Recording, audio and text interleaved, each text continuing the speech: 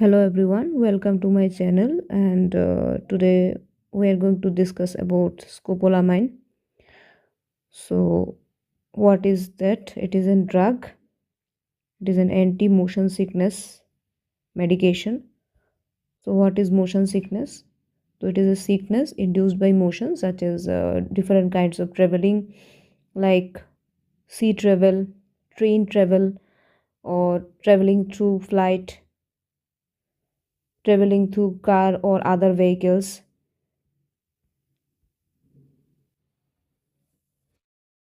Source. So naturally it is a tropane alkaloid primarily obtained from plants belong to the Solanaceae family, especially the plant named Hyosamus niger or niger. And for medicinal purposes, it is converted to various semi-synthetic derivatives. Most effective formulation is transdermal patch, which is also known as transderm scope. It is applied in the post auricular area or behind the pinna, the portion of the back portion of the ear which is devoid of hair. So timing of application, best timing is 4 hours before any kind of traveling to prevent motion sickness. Now what is a transdermal patch? Basically the transdermal patch is a drug delivery system with different layers. And the scope transdermal patch, there are basically 5 layers. First one is the baking film. It is the outer portion or which is faced outward. That is the baking film.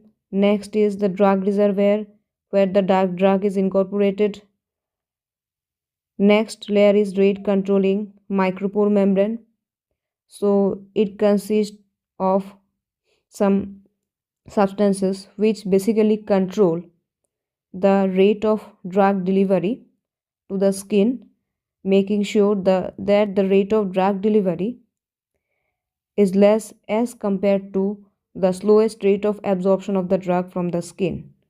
Last is the adhesive layer. It consists of the priming dose of the drug or small amount of the drug scopolamine. So this adhesive layer is protected with a release liner which is to be removed before application to the skin. The thickness of the patch is mostly 0.2 millimeter. Now the duration of action of the patch, it delivered the medication up to 3 days.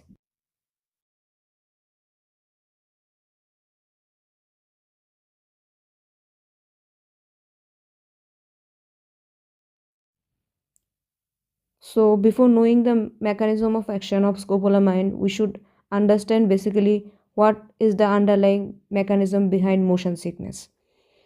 Primary mechanism is sensory conflict.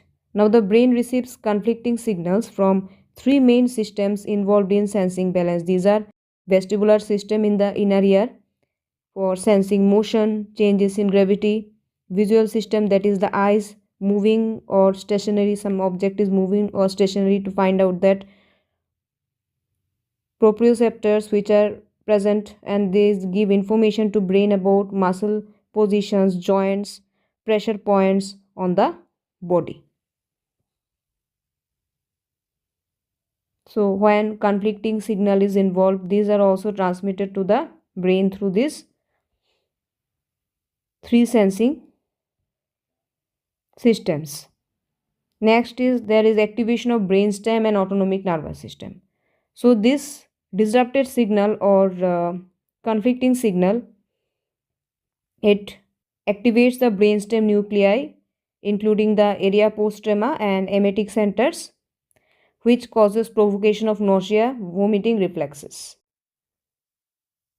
Neurotransmitters are also involved. Histamine, which is an H1 receptor agonist, and acetylcholine, which is a cholinergic chemical, play vital roles in transmitting conflicting signals to the brainstem. Autonomic nervous system response. So Acetylcholine is an cholinergic neurotransmitter which is responsible for the signaling in the cholinergic autonomic nervous system. So, disruption causes physical symptoms such as cold, drowsiness, increased salivation, pallor, sweating due to acetylcholine, activity of acetylcholine. Now, we'll discuss about the anti-motion sickness mechanism of scopolamine. This is motion sickness mechanism, and now we'll discuss about the anti-motion sickness mechanism of scopolamine. So, scopolamine basically it is a muscarinic receptor antagonist. It blocks muscarinic M1 receptor present in the central cholinergic pathways and vestibular nuclei in the brain. So, this is acetylcholine. It is not able to bind with the muscarinic M1 receptor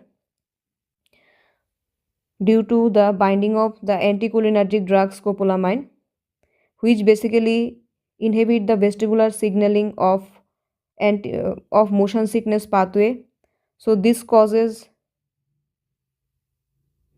inhibition of the nausea or vomiting signal transmission, which leads to decreased parasympathetic stimulation and activity due to blockage of the M1 receptor, and acetylcholine is not available to bind with the receptor, or the receptor is not available to bind with the chemical, which ultimately causes suppression of pathways of nausea and vomiting reflex. The final outcome is motion sickness is prevented.